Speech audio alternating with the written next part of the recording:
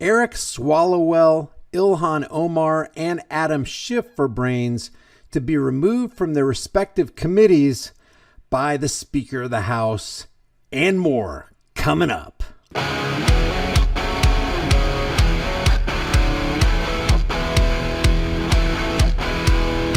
I want to thank Noble Gold for sponsoring today's video.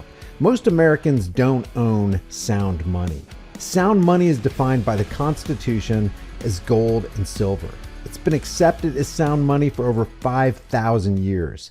And even though it's been artificially suppressed by the international banking cartel, it was the best performing investment class for 2022. In that year, the S&P was down 20%, the Dow was down 10%, and Bitcoin was down over 65%. Gold and silver outperformed them all. Open a gold or silver IRA with Noble Gold Investments this month and get this quarter-ounce American Gold Eagle for free with every qualified IRA of $50K or more. With thousands of 5-star reviews, there's a lot of happy people who are glad they went with Noble Gold. Check them out with my link in the description and in the pinned comment. Now, back to today's video. You know, before we jump into this, I have a favor to ask you. I've got a backup video right here called Grease Monkey Videos, and I uploaded this yesterday. And of course, I'm shadow banned like crazy over there. It's only got 3,000 views. But I went over in detail what's going on with this, or at least what I think is going on with this Steven Crowder Daily Wire thing. And I wanted to get your take on it. So if you can, head on over there. I'll leave the link in the description of the pinned comment. Take a look at it and let me know what you think. Leave your thoughts over there. It really helps me with the algorithm. Let's go ahead and get into this right here. Make a few observations about the decision on the Intelligence Committee and then hand it off to my colleagues.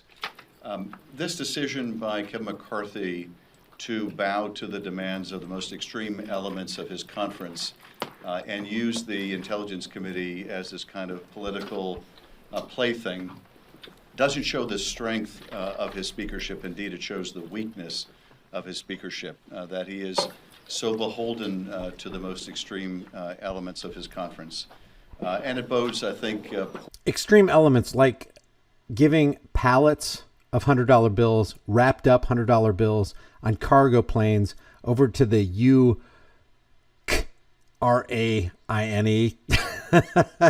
Like that kind of extremism. I mean, I can't think of anything more extreme than that. Or what about the domestic terror cell known as the IRS? Or what about the fiat currency Ponzi scheme we got backed by the military industrial complex called the FRN, or the Federal Reserve Note? That's pretty extreme. I don't see how you can top those three extremities. Poorly for how he'll conduct the remainder of his speakership for however long or short that may last.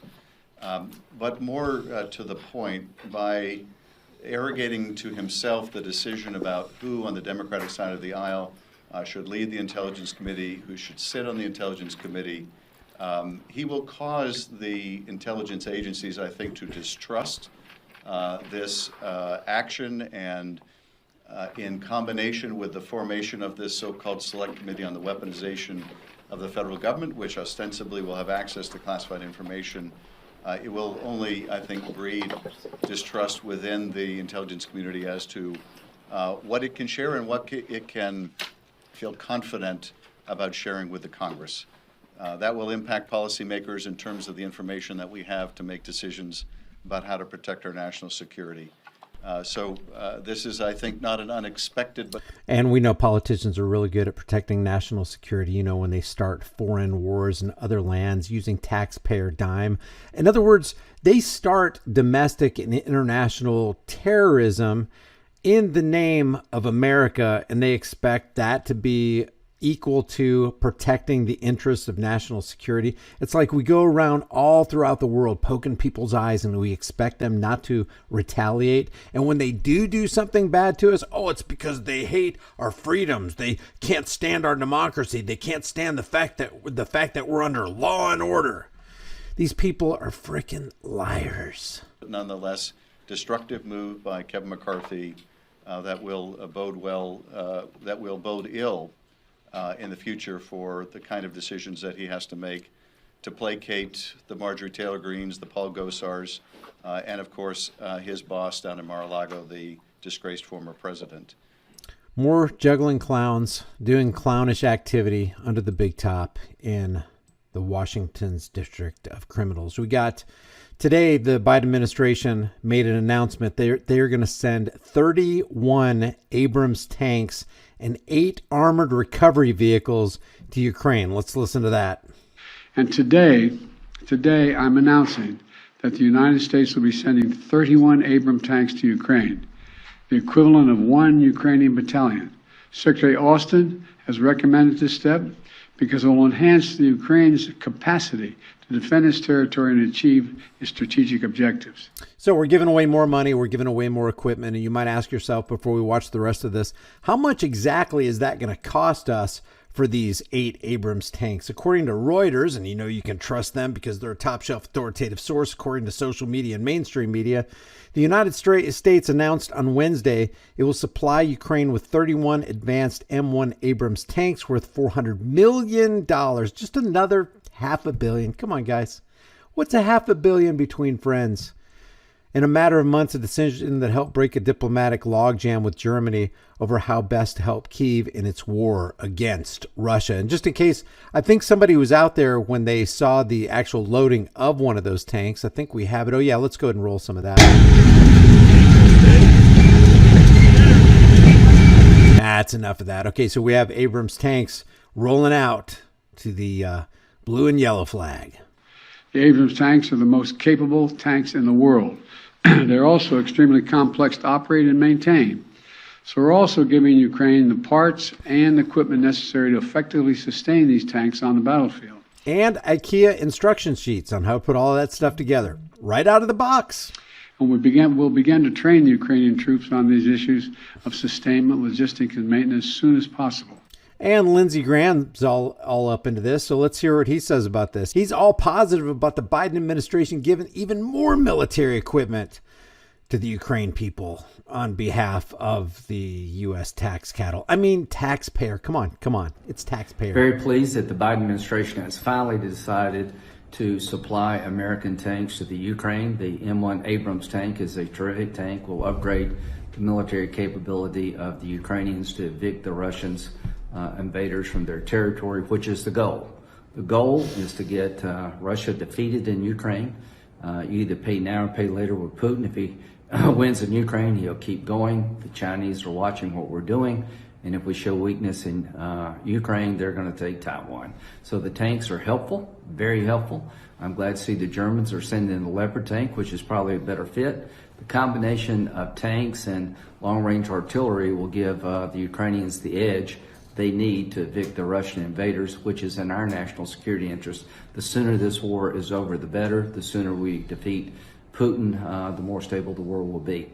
And of course, national security will always be the alibi of tyrants. You want to be safe, don't you? You don't want there to be an issue of national security. You don't want these people, you don't want China looking at this and going, oh my gosh, America's weak. We need to go invade Taiwan. We don't need that right there. And if you don't want that, then you need to authorize us to authorize the Federal Reserve to print more money. Of course, your children, your grandchildren, your great-great-grandchildren will have to pay that, and they're going to have to be debt slaves. But hey, at least we can stave off this additional crisis. And when you have a crisis, you don't ever want to let that bad boy go to waste. And what I mean by that is it gives us an opportunity to shovel boatloads of money into the pockets of politicians and special interest groups so we can beef up the military-industrial complex. And of course, we'll get the coverage for the propaganda arm of the military-industrial complex, which is mainstream media, so everything will be just fine.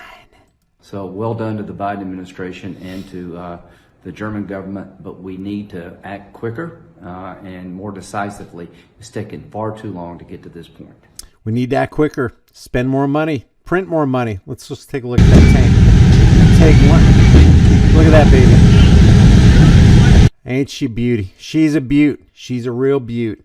Now we got Cory Booker talking about this thing they call gun violence. Now, gun violence is a synonym because it actually doesn't exist, because what you would have to admit if you said it did exist is you would have to say that there's something called inanimate object violence. And we know inanimate objects just don't jump off the shelves and load themselves and pull their own triggers. So we know that gun violence has to be a euphemism so that they can lay cover for an agenda and a narrative that they're trying to shove down the throats of Americans in the name of keeping you safe. Let's take a listen, shall we? One of the number one reasons, if you turn to our founders, that this nation was formed was for the common defense. And now, yeah, and one of those, there was an amendment written. I can't remember which one it was. Was it the first? Was it the fifth? Was it the 13th? Was it, maybe it was the second? Shout somebody. A well-regulated militia being necessary to the security of a free state. A free state geographically, I'm sure, and a free state of mind. The right to keep and bear arms shall not be infringed. But what does Corey say? now we have more people in America in my short lifetime that have died due to gun violence than in every single one of our wars, from the Civil War and the Revolutionary War to the wars in the Middle East. Oh, wait a second. You mean wars where governments actually off more people than you or I possibly could? You mean like the statistic that's out there that over 250 million people have died in the last century alone just at the hands of their own government, and that doesn't even include wars? You talking about that kind of government protection that we need? Fine. This is a dereliction of duty. This is a surrender to violence. This is not doing your constitutional duty to protect this nation from threats, foreign and domestic.